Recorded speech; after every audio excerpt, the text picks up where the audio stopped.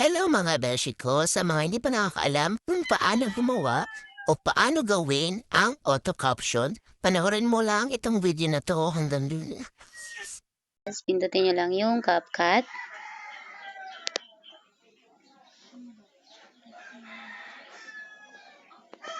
At pag may lumabas na ads, i-click nyo lang po yung skip. And then pindutin nyo po yung new project. And hanapin nyo yung video na gusto nyong lagyan ng auto caption. Kapag nakapili na po kayo, hello mga beshi ko, sa mga hindi pa na. Ayan. Tapos, click nyo po yung text sa baba and auto caption.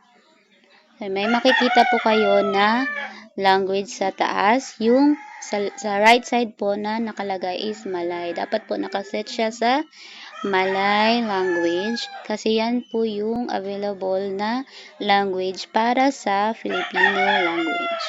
So, ayan, pili na po tayo dito ng magagamit natin sa ating auto caption. So, pili lang po kayo dyan ng free. Huwag po yung pro kasi yung pro po is may bayad. So, halimbawa po ito, napili ko is eto. Ayan, tapos pagkatapos po, click nyo lang po yung generate sa baba. Hintayin nyo lang po mag 100%. Ayan po, automatic na po siya. Meron na po siyang caption. Meron na po siyang ayan. Hello mga beshi ko, sa mga hindi pa nakakaalam kung paano gumawa o paano gawin ang auto caption, panoorin mo lang itong video na to hanggang dulo. So dito is mali yung imbis na dulo, ang lumabas is doon. So pwede nyo po yan i-edit kapag mali yung word na lumabas. So click nyo lang po yan para ma-highlight.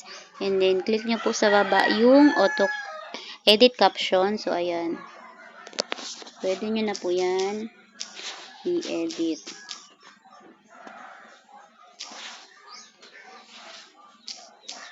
Ayan. Tapos click nyo lang po yung check. Ayan. Hanggang dulo. And that's it. Thank you for ayan. And then pagtapos na po kayo, click nyo lang po yung itong nasa dulo. Tatanggalin nyo po yan kasi meron po siyang logo. So ayan. Click nyo po yan para ma-highlight and then click nyo po yung delete sa baba. So ayan. Tapos na po kayo sa inyong pag-edit. Ayan.